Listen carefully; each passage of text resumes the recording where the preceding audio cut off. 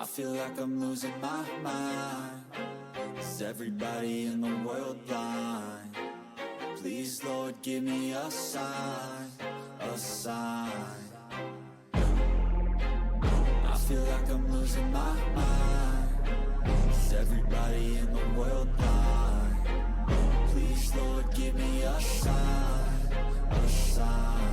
I wanna be the greatest. Everybody on the fake shit. I look around and feel like everybody is the fakest. I make this every day and I'm impatient, hoping one day I blow up from the basement. Statement, the top is so vacant. I don't hear shit that I think is amazing. Waiting for my day when I'm playing sold out shows for 1,000 faces. Hey, give me that crown, get in my way and to be put down. It ain't your place, all this my town. If I want that shit, then I'll get it right now. I'm losing it, the noose it fits, I'm losing shit. A stupid myth, you choose to live or choose to dip. You choose to fight or lose your grip and lose a gift. I feel like I'm losing my mind. Is everybody in the world blind? Please, Lord, give me a sign, a sign. I feel like I'm losing my mind. Is everybody in the world blind? Welcome back to the GSMC Dead Ball Sports Podcast, hosted by GSMC Sports Network. I'm your host, Nolan Jamber. First segment, NBA play-in, talked about that. This segment, sticking with the NBA, Pistons, playoff sleeper? I think so. Not biased, by the way. Yeah, totally biased. But, talk about that. Third segment, going to women's basketball, WNBA, talking about the draft that happened last night. Then we're going to the MLB, ending off in the NFL.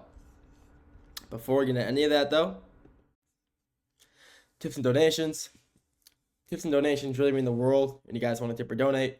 By tipping and donating, it shows you guys care about the content that we are putting out. And if you really do want to, feel free to. If you're in the live stream, super chat and stickers are the best way to do so. If you're not in the live stream, links in the bio description of the YouTube video. Even if you don't want to tip or donate, leave a comment in the comment section of the video or the live stream chat. I'll get to that as soon as possible. I love being able to talk to people listening. It's what I'm here for. I mean, I love talking sports. That's why I'm doing what I love. So leave a comment, leave a chat. I'll get to that as soon as possible and talk sports. But if you do want to tip or donate, like I said, if you're in the stream, live chat or super chat and stickers, the best way to do that. If you're not in the live stream, watching this on YouTube or listening, go to the bio and link in the description. Do that. With that being said, let's get into the second segment of the day, the Detroit Pistons in the playoffs. The Detroit Pistons have made the playoffs for the first time since the 2018 season. And this is a team that people aren't talking a lot of. Like, yeah, last year they won 14 games. They were the last of the league. But this year they've reinvented themselves. Got a new new director of player engagement in Trajan Langdon. Got a whole new head coach in J.B. Binkerstaff from Cleveland. Fired their old head coach, Monty Williams. Got rid of him, replaced him with J.B. And this whole new young core they have is phenomenal. I mean, you got Cade Cunningham, obviously the heart and soul of this team. They wouldn't be where they were without him. You got Jaden Ivey. Yeah, he messed up his leg in that first game of the season in the new year, 2025, when they played the Magic. Screwed up his ankle, broke it. He's been out since then. If they make the NBA championship, he will be back and cleared to play by then, but I don't know if they might get that far, unfortunately.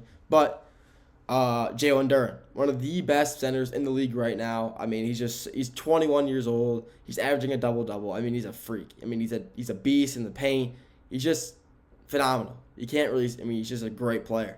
You got these other young guys. Marcus Sasser out of Houston, phenomenal ball player. He just creates so much space. You got Ron Holland. Ron Howland wears double O out of the G League. I mean, he's a phenomenal player as well. He's getting really good minutes right now, and he's proving why he was an overall good pick for the Pistons. You got these vets that they picked up. You got Tobias Harris.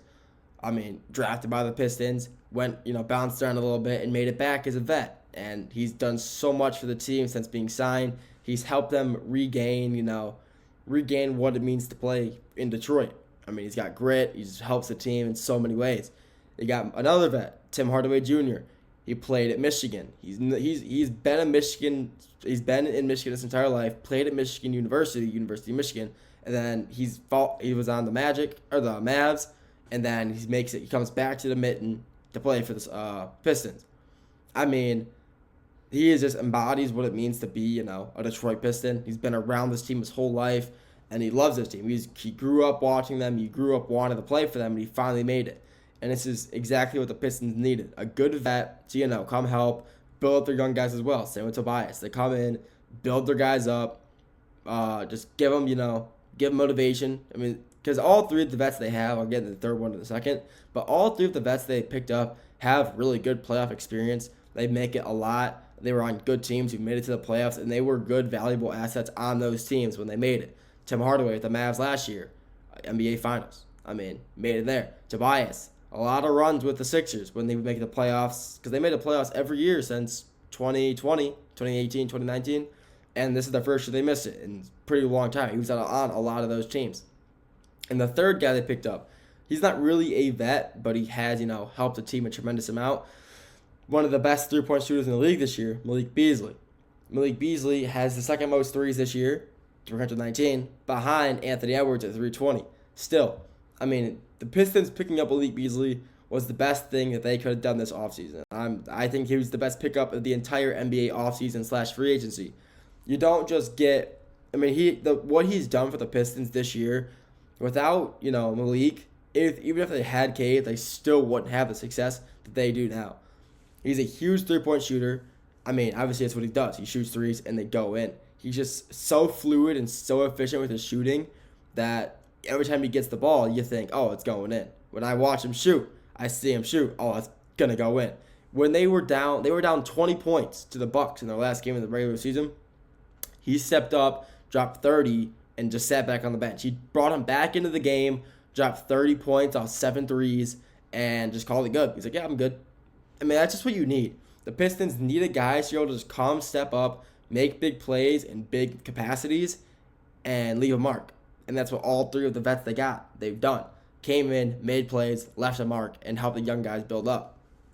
So we'll move on from that. But still, they're a great team, and I love, just talking about the Pistons. But they are playing the New York Knicks. The Knicks are the 3 seed in the East. However, they aren't a very good 3 seed. I think they are one of the weaker 3 seeds that's been in recent memory. They have lost every time they've played the Cavs, Celtics, or Thunder. They've lost 0-3, 0-4 actually against the Cavs, 0-4 against the Celtics, and 0-2 against the Thunder.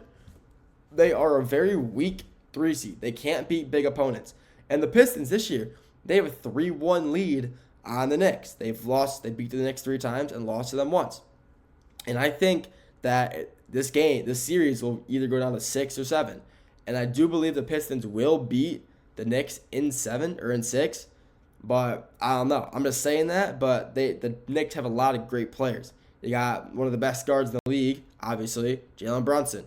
Phenomenal player. Great player with the Mavericks. They traded him. They didn't give him, didn't develop enough. He comes to the Knicks. Their coach, he just builds them up. They don't really rest their starters, so they keep playing them all the time, multiple times a game, even when they're up big.